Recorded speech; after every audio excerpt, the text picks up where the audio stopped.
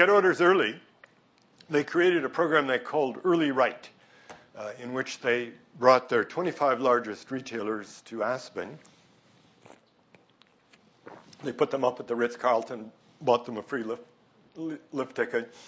They skied with Klaus Obermeyer, who's a god in the industry, and made them feel special, like they were part of the company helping to shape the line.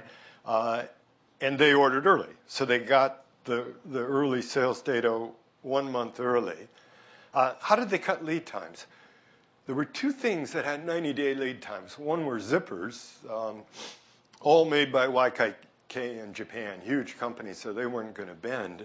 But they found they had about 400 different types of zippers, each matching the exotic shades of pink and violet that the designers chose that year, and that this contributed hugely to lead time. So they convinced the designers that, not always, but frequently, you could use a black zipper, and that would be as attractive as an accent color. And that cut the zipper lead time from, I think, 12 weeks to something like 4 weeks.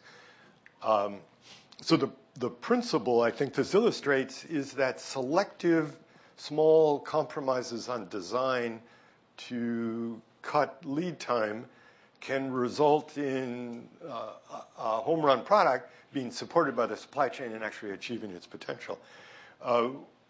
Lead time, coloration, dyeing was the other long lead time, 3 months.